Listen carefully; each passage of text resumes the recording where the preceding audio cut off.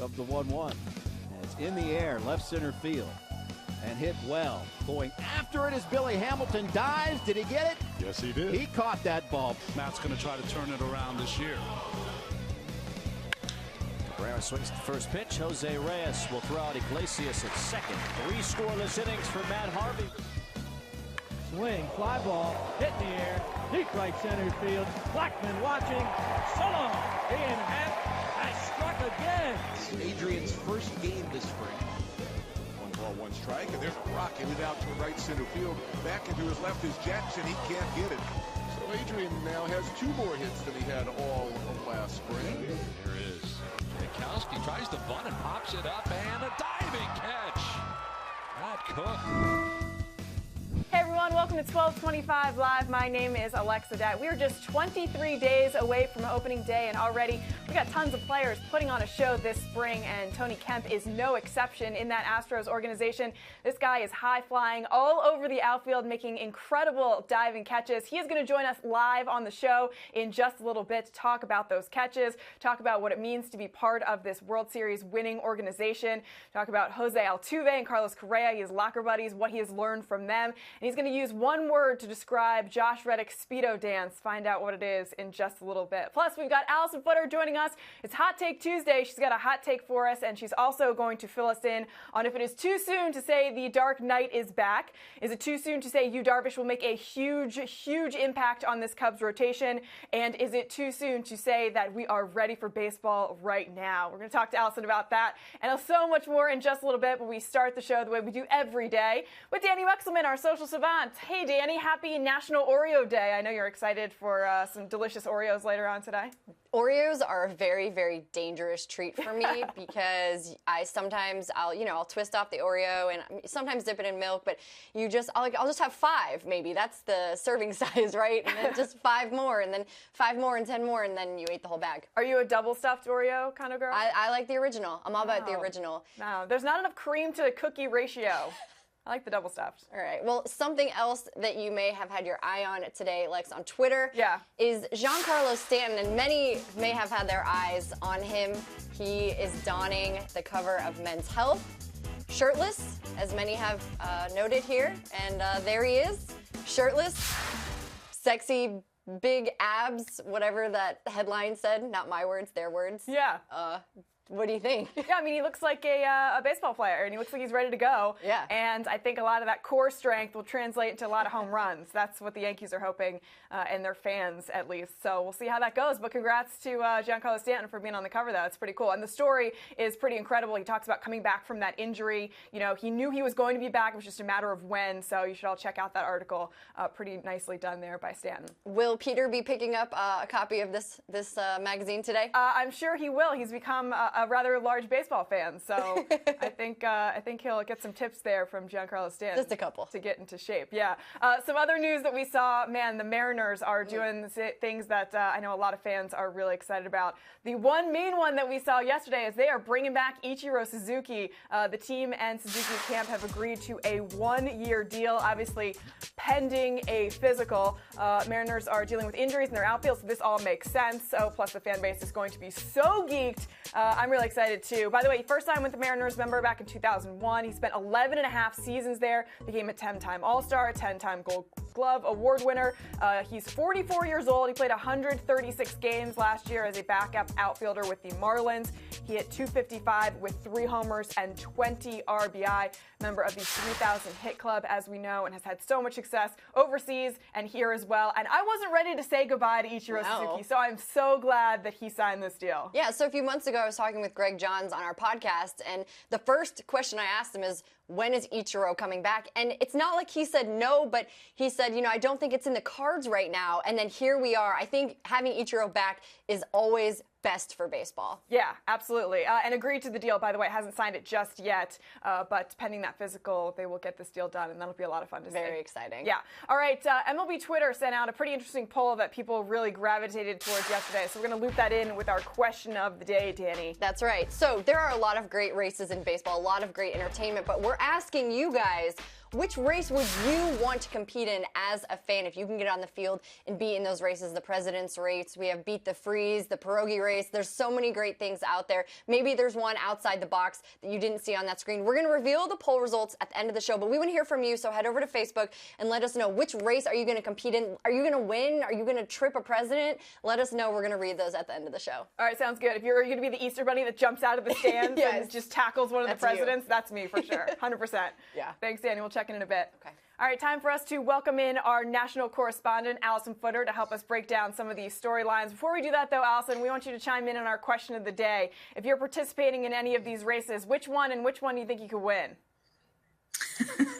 I think if I wanted to challenge myself, is the Diamondbacks Legends race an option? Because the first time that I ever saw the Diamondbacks mascot, so it's like Luis Gonzalez and Mark Grace and Randy Johnson, and I was like blown away by just how similar those mascots look to the actual player. It was freaking me out. Like, I cannot stop looking at the Randy Johnson one every time I'm there. I'm like, that is crazy how well they did that. So I think I'd like to just race in that because I'd want to beat, former jocks and some Hall of Famers.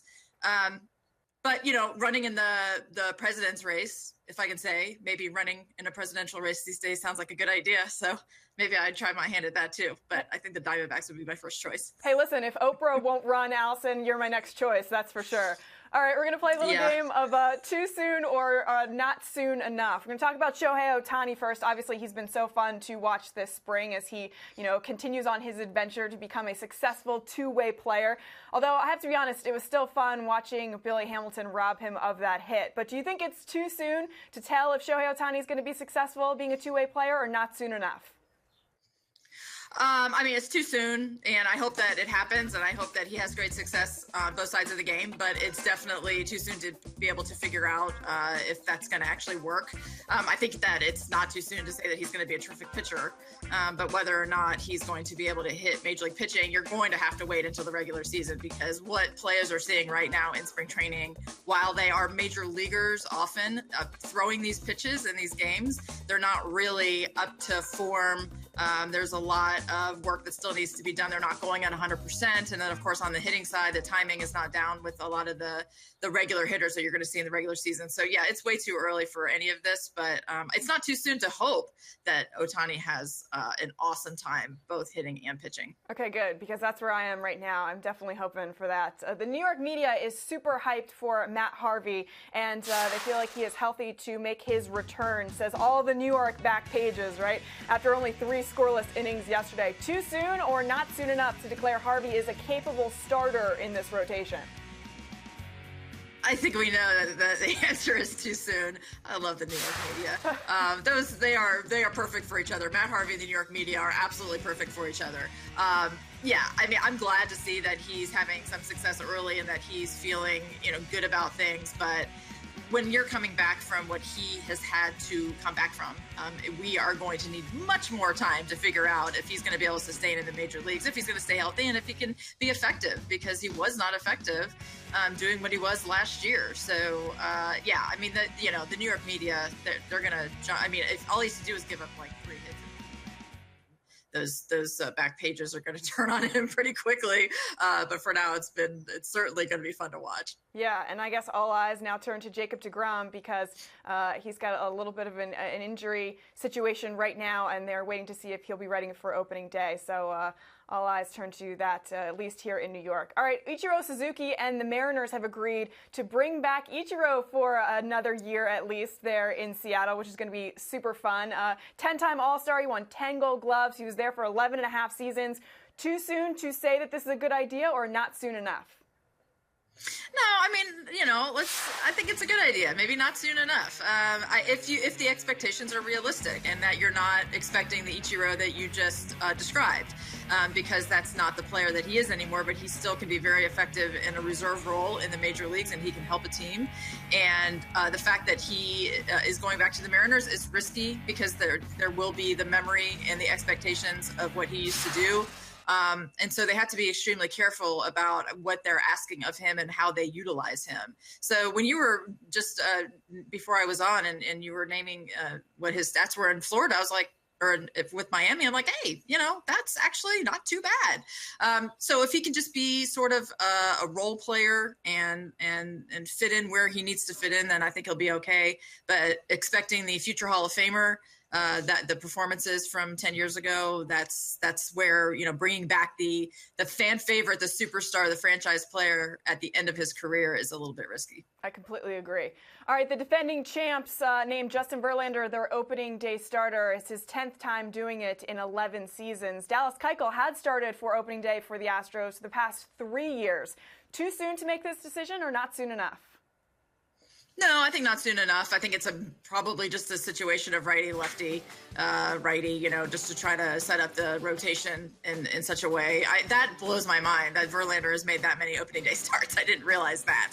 I think you're talking about future Hall of Famers. I think we're looking at one right now. But I think it's great. I think that Dallas Keuchel handled it well. I don't think that it matters so much who gets the ball on opening day. I mean, it's a great honor.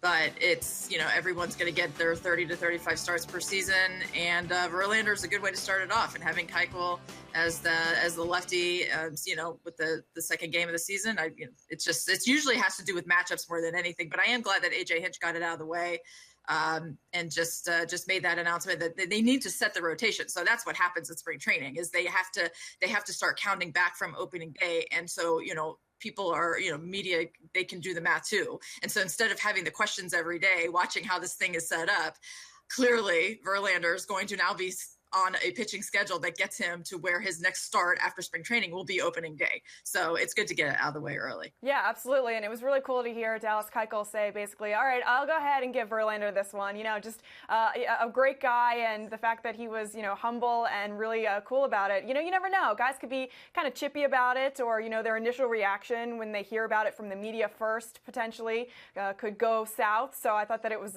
really cool to just kind of see them all on the same page there. I like that a lot. All right, you Darvish. Well, and can I just say one other thing, Alexa, is when you win a World Series, everything is like all happy and like, there's nothing really to be that mad about. And the fact that Justin Verlander, had it not been for that trade, we don't know exactly what have happened, but I'm going to go out on a limb and say they would not have sniffed the World Series. So, there's that too. So they owe a lot to Justin Verlander. Good point. You Darvish making his spring debut with the Cubs after dealing with that stomach bug. Is it too soon or not soon enough to say that Darvish is going to improve this rotation from last year?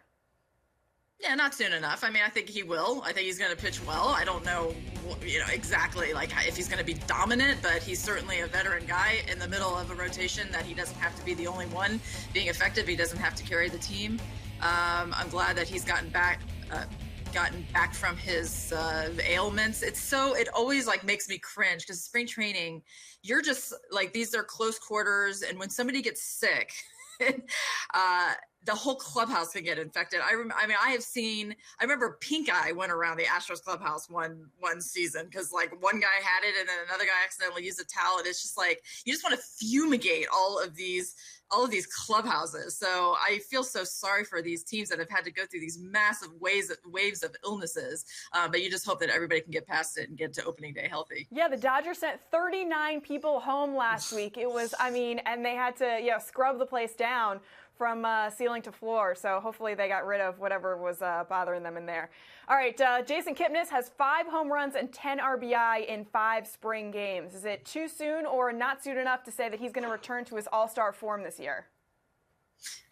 Probably too soon. Oh man, does the ball fly out here. And I'm really happy for him, and I hope that he continues on this path, because until, he's just going to keep getting the questions, and people are going to keep talking about this until he kind of returns to what they're used to Jason Kipnis being. But man, it's just, the ball flies. And so I think we need to temper, like I said before, the starting pitchers are not quite into form. Everybody's still sort of just getting back and getting ready. Spring training is a really, really bad time to be evaluating players, but it's the only thing that front offices have to go on. And so it's really unfortunate, because if you're trying to win a roster spot, you have to kind of go all out.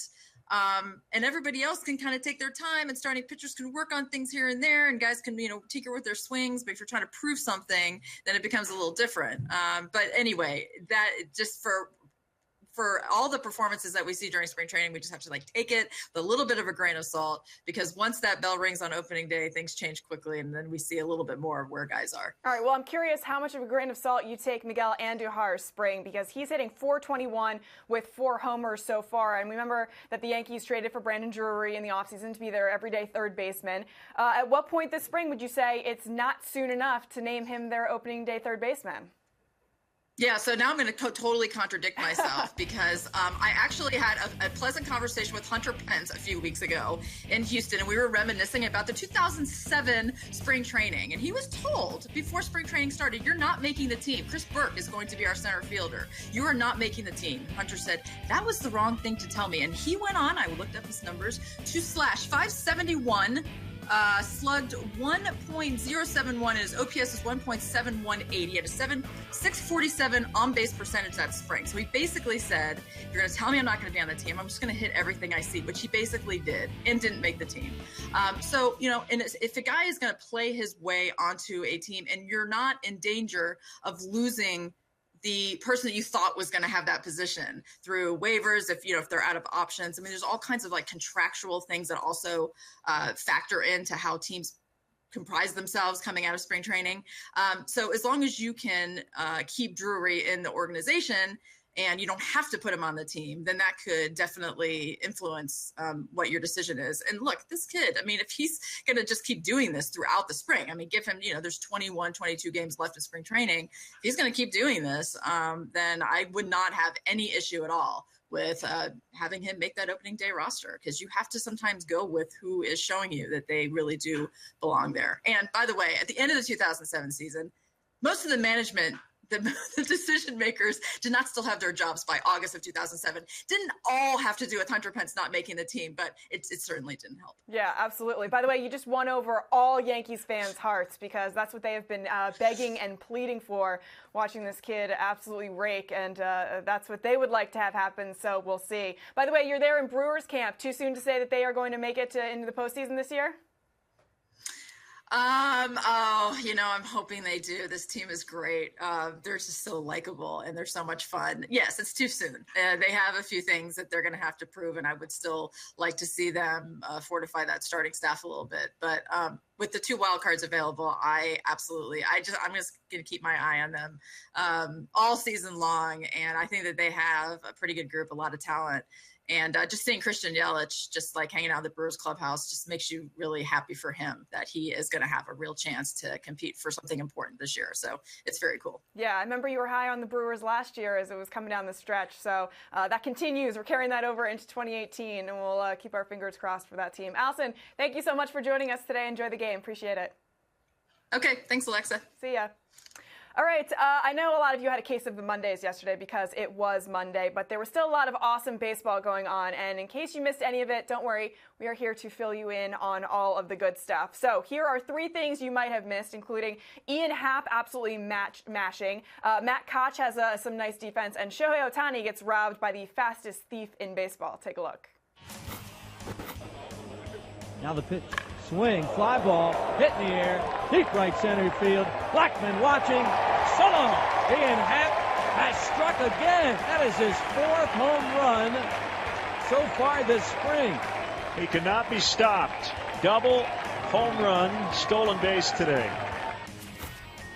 There is Giancarlo tries to bunt and pops it up, and a diving catch.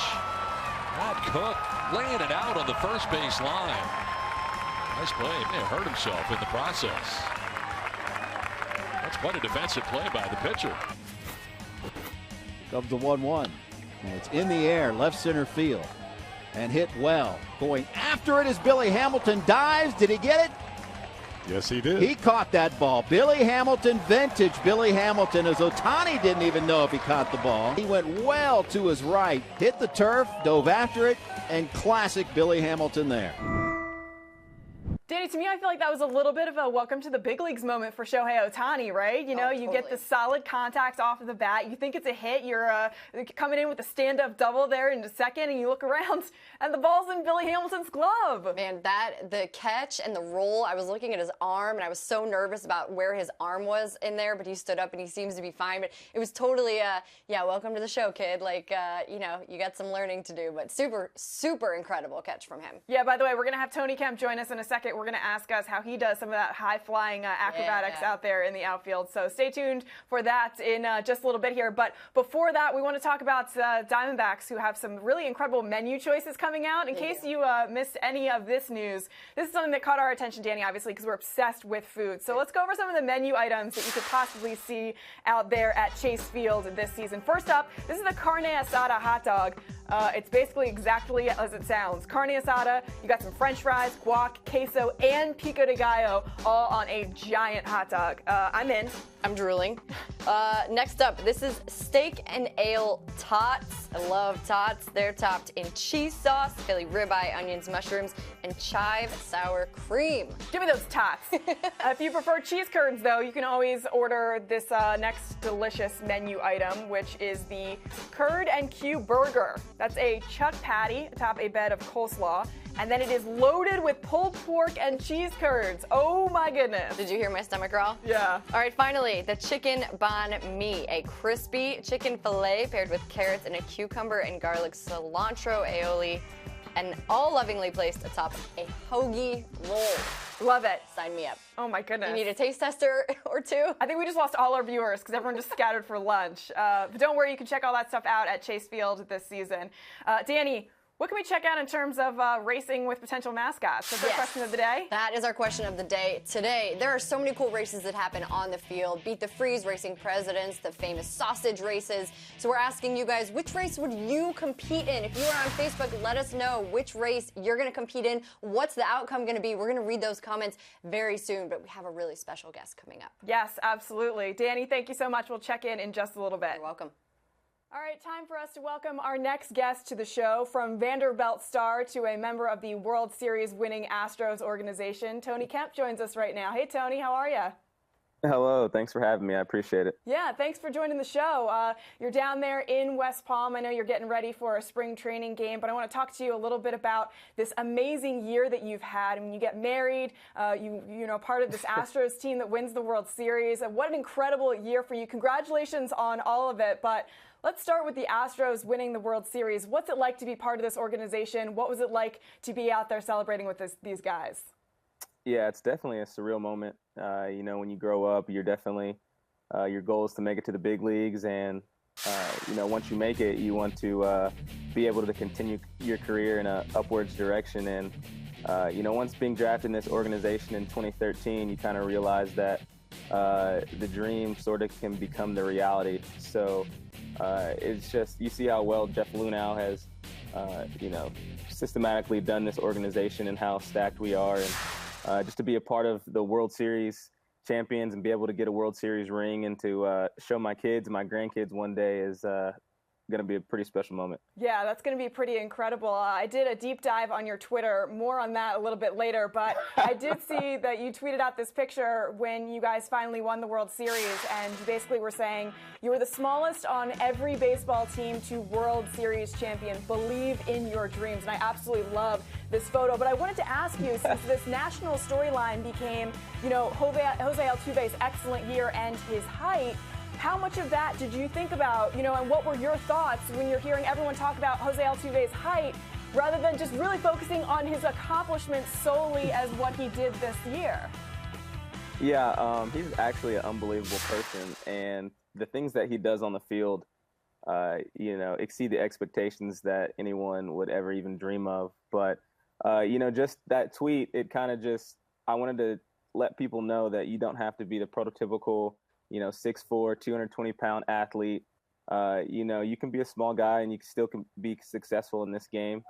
And you see the things that Altuve does and the person that he is. He just has such a, you know, infectious smile, infectious energy, something that you want to be around. And that's kind of what our team was built off of. And you see all of his accomplishments. And, the things that he does on and off the field, you can tell that the organization really has been built around him. And I'm really happy for him and the things that he's accomplished in his career. I hope I can get on his level, in these next couple of years. But yeah, it's something special definitely that he's done. And he's just a great human being. Yeah, I was listening to a Vandy podcast with you recently, and you were talking about how you were locker mates or locker buddies with Carlos Correa and Jose Altuve. What have you learned from those two guys? Those are my guys, especially being with Lance and with Carlos. We actually won the Low A championship when we were in Quad Cities the year I got drafted. And it's pretty cool because you realize when you're 20, 21 years old, you're actually, building that chemistry to once you get on the major league level. You've played with these guys and you've realized that, they are your best friends, and, that's how you build a community. That's how you build a successful organization. But, these guys are great, and you understand the game within the game. Once you get drafted, you understand that, you're pretty good at the game of baseball, but once you get into the higher levels, once you get into the big leagues, you understand that there's a lot more that goes on. It's more of a chess match. So, some people might get bored with the game of baseball, but it's definitely a thinking game. Yeah, no boring thoughts here about baseball. We love baseball. We talk about it every day, how exciting it is. It's our passion for sure, and I can tell it's absolutely your passion too. You were just mentioning the World Series ring, how you're going to show it to your kids and your grandkids. When you do get that ring, though, where's it going to live? Where are you going to keep it until you get to show it off to everyone? Thankfully, we just purchased a house in Nashville this offseason, my wife and I. And, the only thing I said, all I want is my own space. So I have my own man cave down there. And I think I'm gonna have the ring down there for the time being. Yeah, you got a couple of Vandy rings too, so they'll go nicely with that ring. That'll be pretty cool. I'm sure there are a lot of diamonds in that one. Let's talk about your spring so far and how much success you've had this spring. First of all, you caught everyone's attention with this amazing diving catch. Man, this thing was incredible. Tell me what's going through your head as you're going for this ball. Yeah, well, being in left field, it's different when you get reads, because if a lefty comes up, the ball's slicing away from you. And you have to realize that the tail whip of the wind, it's going to be blowing out to left. You have to make sure you're paying attention to things like that every inning. And so playing against Nick Buss, I kind of knew that he has some juice to the opposite field. And so when I positioned myself, I didn't think that he was quite going to hit it that hard and that well. But as I'm running back to my left or back to my right, I'm seeing that the ball's tailing even more than I thought it was going to be. So once I left my feet, I thought I had a good chance of catching the ball. And when I landed, I stayed there for a second because it didn't feel too good, but it was definitely worth it. Yeah, absolutely. You're the MVP of the spring so far with that catch, man. That was pretty incredible. How about at the plate? How you feeling all around as your game, improves as the spring progresses? Yeah, spring training is definitely good. I'm glad that they don't start the season just right away, because that wouldn't be good for a couple of people. But it's good. It's you definitely get the kinks out in spring training, and you're in the cage constantly working on different things and tweaking your body, feeling your hands, and making sure that your body and everything is in tune with what you want to do at the plate. So it's good. Just have to make sure that you stay within yourself and you don't get too frustrated. Just got to remember it's spring training, and that the kinks do get out eventually. So it's all in trusting the process and making sure that you're doing everything you can every day to better yourself. Yeah, man, you are such a high flyer out there. This footage gets me giddy for this season. Yeah, pretty cool. Yeah, pretty cool. I love that you love this footage. This is the best part of it, man. You're like, this is the best. This is so fun. No, this is great. Yeah, definitely. When you come to the field every day, it's definitely a blessing that you'll be able to play baseball as your occupation and not only live out your dream, but be around great people as well. Yeah, good luck this season, man. That's going to be so fun to watch you. All right, so we're going to play a game of questions. These are going to be rapid-fire questions. You give me a rapid-fire answer. Here we go. Right. We know that you are a Vandy grad, so who's the Vandy boy that you stay in contact with the most? Vandy grad I stay in contact with the most would have to be Conrad Gregor. Okay. How often do you guys hang out, see each other, text, call? Well, this offseason he was actually in Indiana. So he came down for the Vanderbilt banquet, which was good. He just had a birthday a couple weeks ago, so I congratulated him on that. But he's always been a great friend, great teammate. We were drafted by the same team. He's now with the Red Sox, so he just continues his career. He keeps battling, and I think he's going to make the big leagues here soon. All right, pretty cool. You got married this offseason. Congratulations to you and your wife, Michelle. Give me the best marriage advice you can give anyone who's asking. Best marriage advice. She's always right.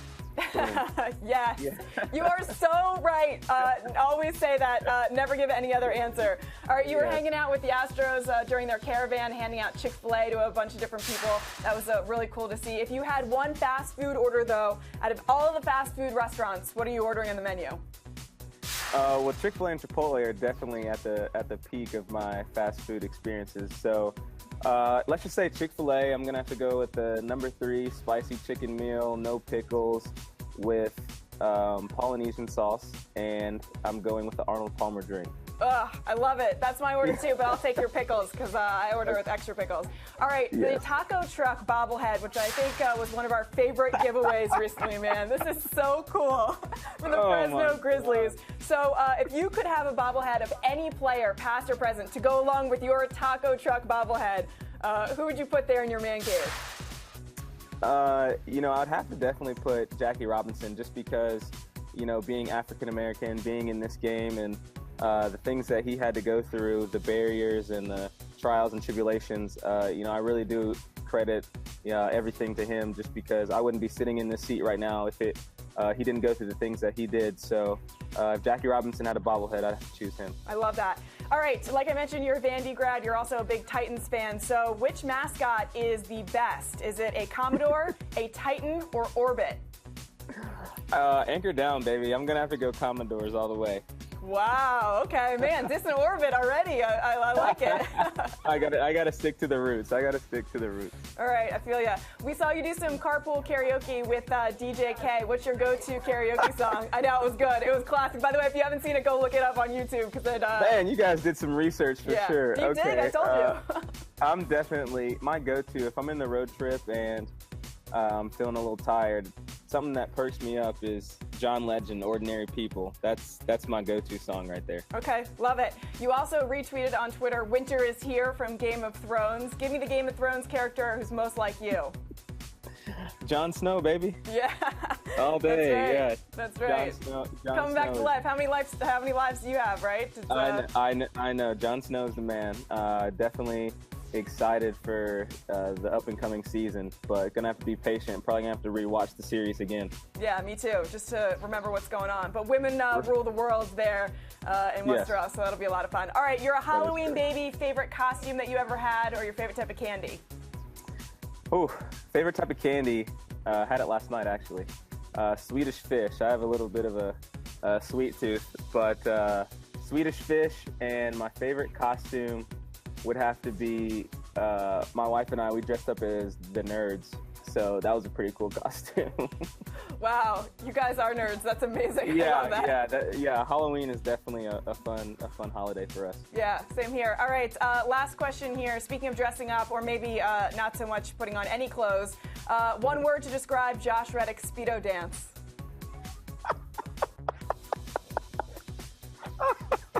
I'm sorry, it's just because we're locker buddies. One word to describe that dance is extraordinary. Yeah, I love that. I would use a couple more words, like I don't want to see that again, but it was fun while we got the chance. He's definitely one of the better teammates I've ever had. Yeah, pretty cool. All right, we got a couple of fan questions for you from Danny. If you guys win again, by the way, I think that round 2 for Josh Reddick and the Speedo. No, I don't want to see it. I think that he loves busting out that costume. I think if we win, he's definitely busting that out again. You can't stop that guy. That's not a costume. That's underwear, Tony. Come on. Yeah, I know. It's just, he's very rah-rah. So telling that guy no is tough. I love it. All right, Marco on Facebook would like to know, Tony, which Astros pitcher would you least like to face if you were on an opposing team? I'm definitely going to have to go Dallas Keuchel, just because I'm left-handed and I've played center field behind him, and I see how much his ball moves, that two-seam that runs down in on lefty's hands, and the slider that he throws off that same plane. He's definitely he's definitely a tough opponent to face. Yeah, awesome. Sure. And Jamie wants to know, besides you, who is standing out in camp right now?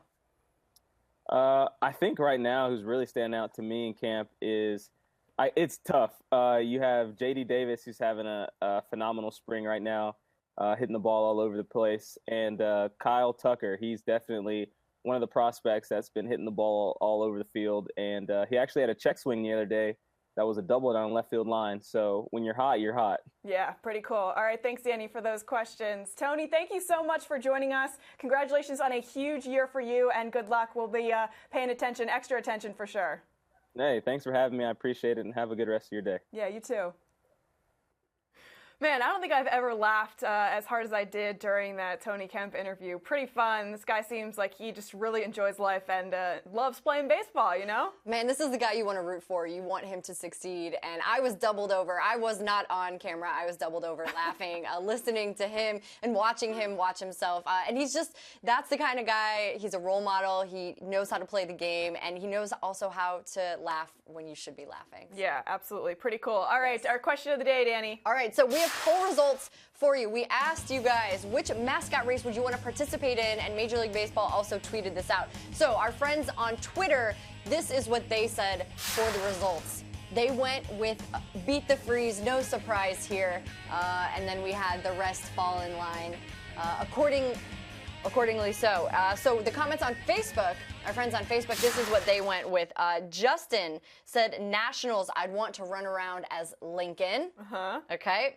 Sean, in my youth, I would have done the Freeze. So maybe Sean's a little older and he can't keep up with the Freeze anymore. Well, that's what I'm saying. All of these people all say they want to be in the race with the Freeze, but they're all going to get beat. So why would you lose? He lost? The Freeze is so fast. He lost once. Like the first one.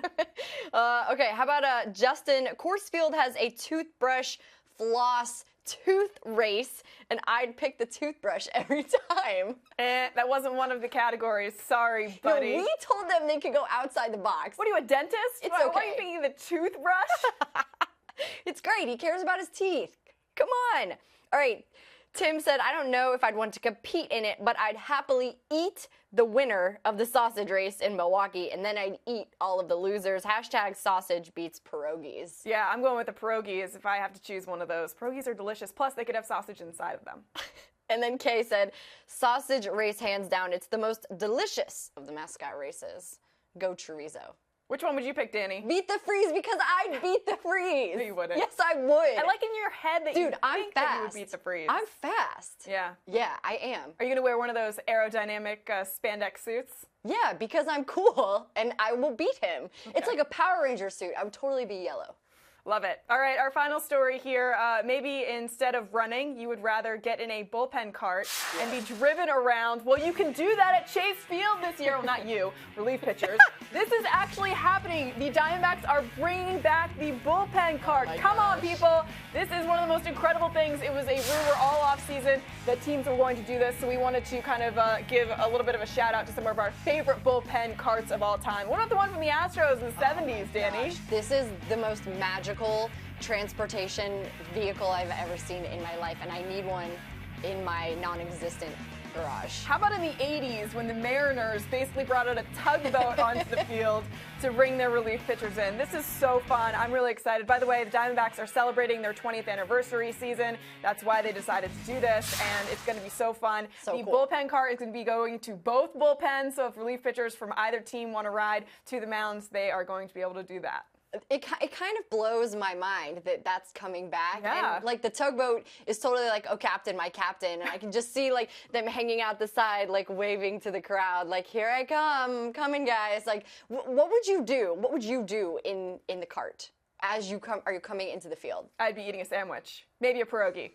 I mean, I'd definitely be eating. Before your start? Yeah, for sure. Before your relief appearance? I mean, not a huge full meal. I'm not eating a 7-foot-long hot dog, but... Just a quick Sammy? I'd get a couple of bites in there. Peanut butter and bananas? Swedish fish, yeah. Depends. Swedish fish. By the way, 29 other teams are now on the clock to try and bring back their bullpen carts. Let's make this happen, baseball. It's a phenomenon. This would be so exciting this season to see all the teams on board. But maybe they'll let us ride in the cart. No, I think you have to be a relief pitcher. Maybe we can drive the cart. What if I beat the Freeze? Then you can drive the cart. Okay. It's settled. While eating a Sammy. Done. Love it. Good. All right. Thanks, Danny. See you tomorrow. All right, we'll see you tomorrow. Thank you so much for joining us. Big thanks to Tony Kemp for joining us as well as he gets ready for his game right now. If you want to check out all of the action, head over to MLB.tv. Big thanks and big appreciation to Alyson Footer for joining us today on the show as well. Thank you to everyone for watching, and we'll see you tomorrow right here, same time, same place, 12:25 Live.